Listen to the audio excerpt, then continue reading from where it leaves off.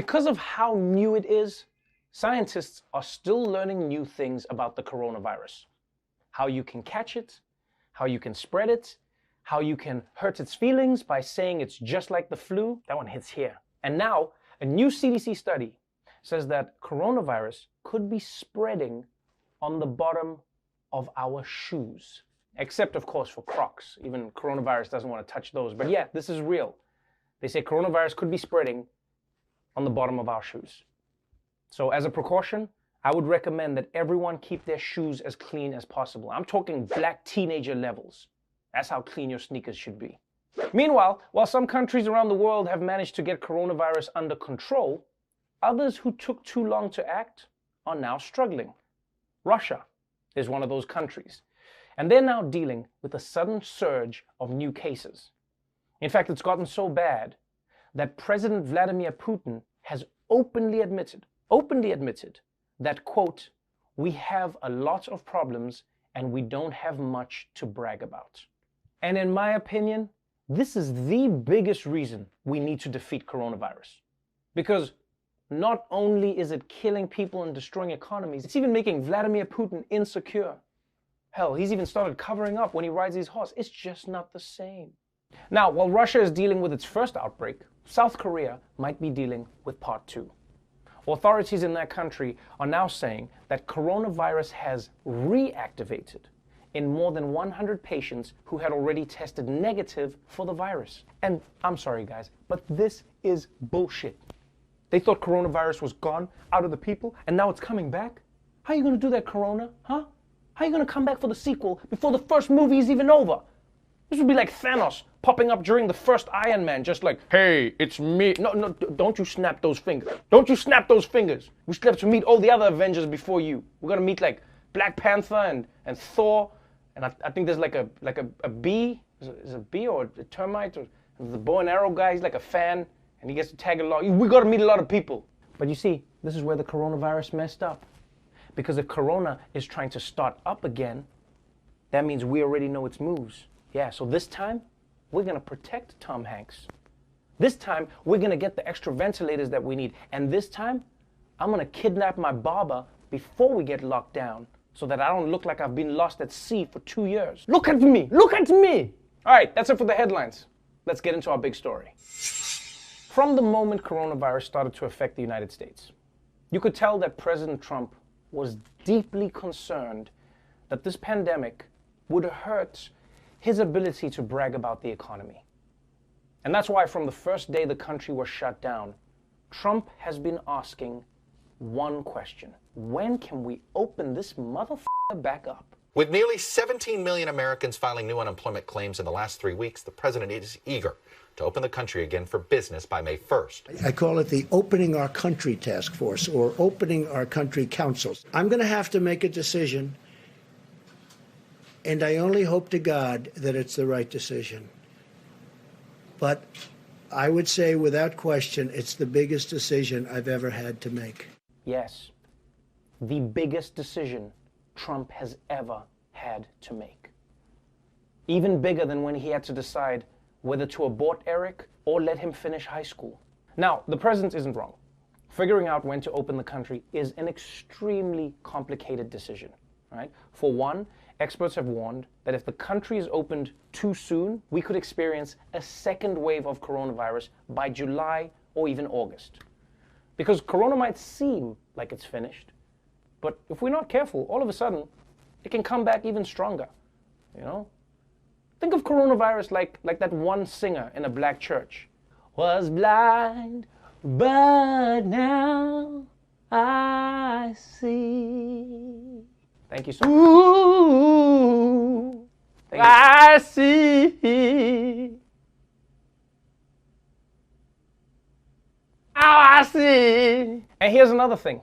Medical experts have also warned that without sufficient testing, it's hard to send everyone back into the world because you'll have no way to know who has the virus and who's already immune.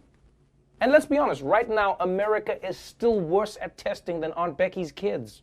Okay, now one solution that is being looked at by some countries is what's being called an immunity passport, which would allow people who have already survived coronavirus to move around freely. And that's a pretty decent idea. But the only concern is that if people who've had corona can move around freely, then some people might want to get the virus intentionally so that they can also move around freely, right?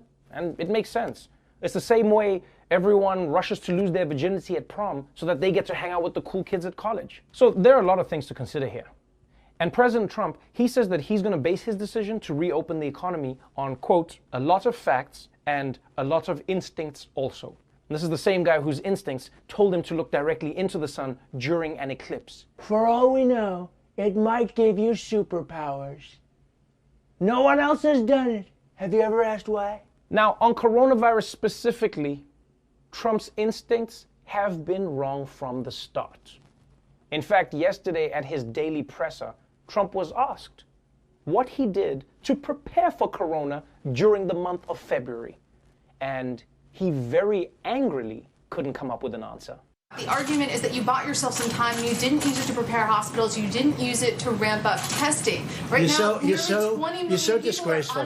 It's so disgraceful the way you say that. Let me just listen. I just went over it. Or this rant supposed to make people I just went over it in an unprecedented crisis. Nobody thought we should do it, and when I did it. But what did you do with the time that you bought? You know the we month did. of February. You know what we did.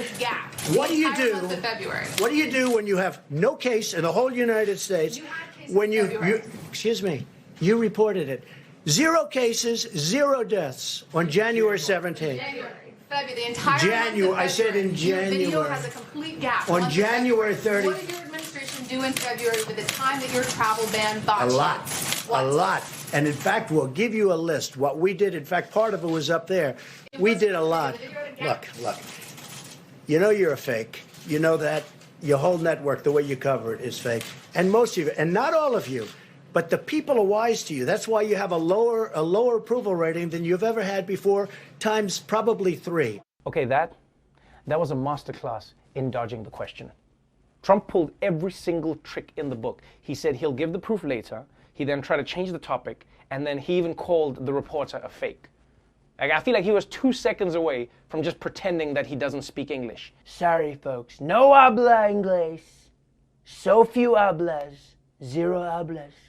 Luckily, the truth is that America doesn't really need to rely on the president's instincts here. Governors are the ones who lock down their states. And governors are the ones who will decide when to open the states back up. In fact, yesterday, governors on both the East Coast and the West Coast formed multi-state pacts to decide together when to open the economy up. And this is actually a brilliant idea in the absence of leadership from the White House. This is truly a brilliant idea. I mean, in fact, when I think about it, all the states should just join up. Yeah, think about it. All the states should join up and they should work in unison with each other. You know, like they could call it the Together States in America. God damn, that's brilliant. I gotta write that down. Now, when Trump heard that the states were gonna be deciding on whether or not to reopen their economies, regardless of his decision, he was quick to remind people that his business cards might say president, but y'all better treat him like the king.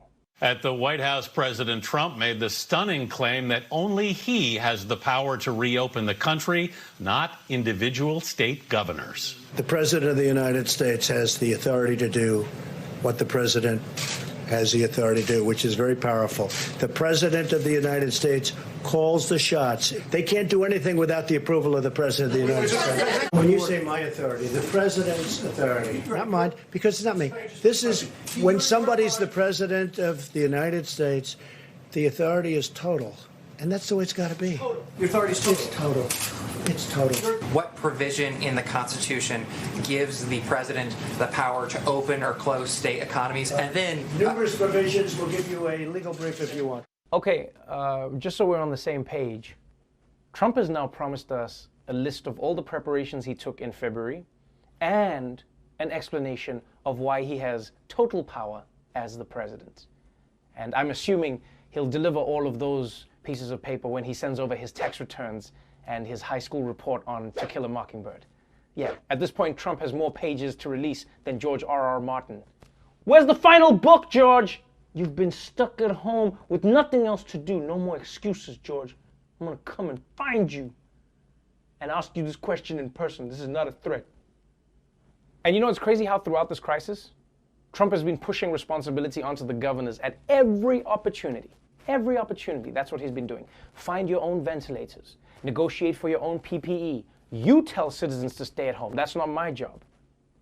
But now that it's getting close to that time when America might be reopening the economy, all of a sudden he's like, Me, I get to push the button. That's me, I get to do it. But the truth is, Donald, if you're not there for the battle, you don't get to lead the victory parade. Well, that's our show for today. Before we go though, if you are able to help people who are going hungry in this country because of the pandemic, please consider donating to Feeding America. They're supplying food to millions of people in America. You've probably seen the pictures of the cars lining up online. They're feeding these people every day, and they could really use your help. Even $1 can help somebody get a meal. Anyway, stay safe out there, wash your hands, and remember, the only thing you really need to stock up on is love and canned tuna and probably toilet paper and like water and things and